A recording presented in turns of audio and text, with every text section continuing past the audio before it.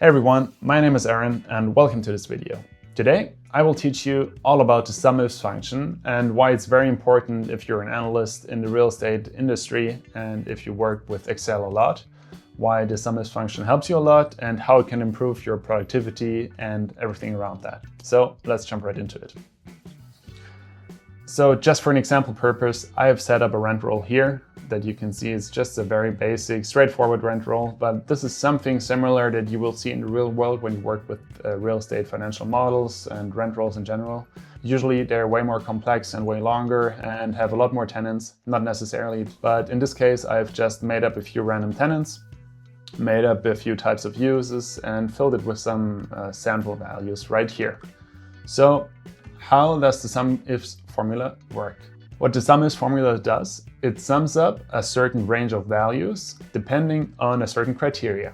So let's see an example first. Let's say I want to sum up all the areas that are under type of use office.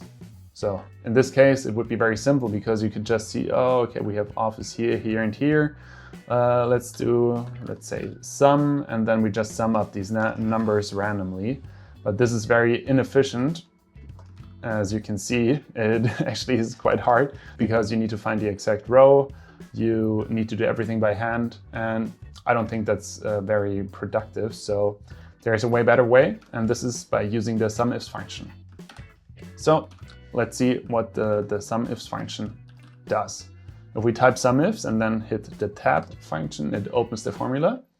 And first it asks you to enter a sum range, then a criteria range, and then filter it by this certain criteria.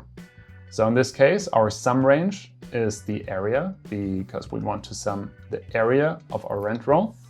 Then we do the semicolon.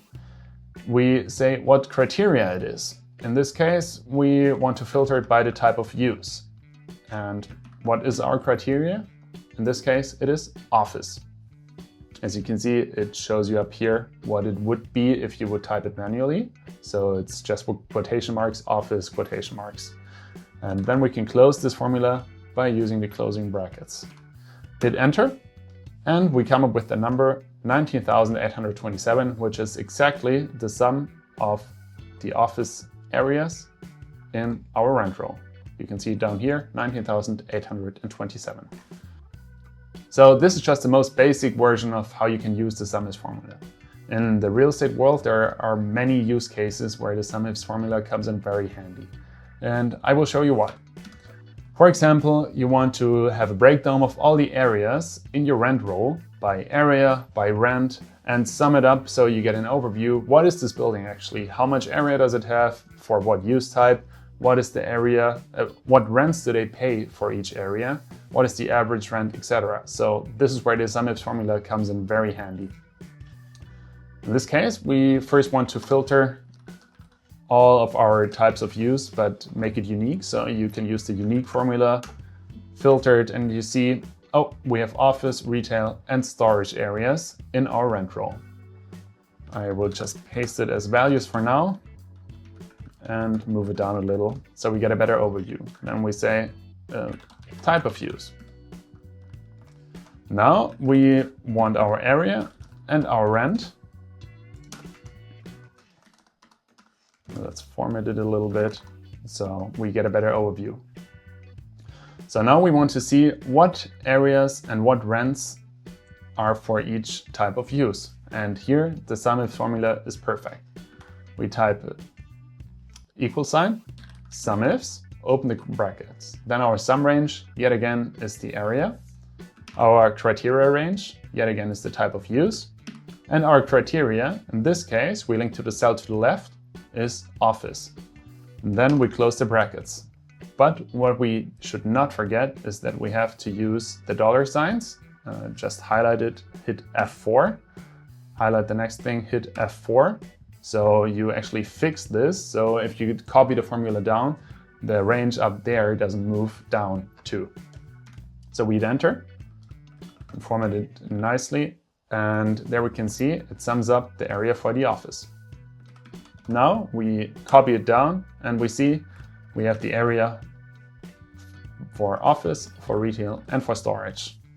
and it automatically copied down because we did not put the F4, the dollar signs around the retail, around the C20. So this moves with the formula. Now we want to go over to rent. So we copy it over, just move this along, drag this back because now we want to filter. Our sum range is the rent now. Our criteria range is still the type of use. And our criteria itself is, in this case, again, the type of use office. So we copy it down and we can see we now get a very simplified look of this rent roll, and we can see just at the first sight what is the major type of use, how much rent does it produce, and from there we have a lot more insights on this data that was previously very unstructured and very hard to read. But now let's say this is a little too easy for us. We want to filter two criteria. So this is where the SUMIFS function comes in very handy too. So here in the preview, it shows you that you can add a criteria range 2 and a criteria 2. So what does it do? Let's put this semicolon again, and now we can add a second criteria range. So what do you want to do with it? For example, we can filter it by tenant and say we have all of these tenants, select them.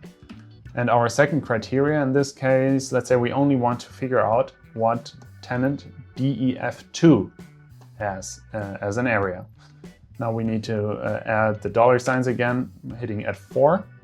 And in this case, we also want to hit F4 for the criteria 2 because we don't want it to move around.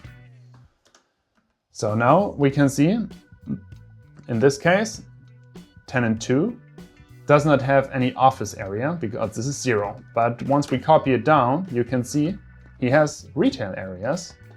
In this case, this is correct, 1,072 square meters.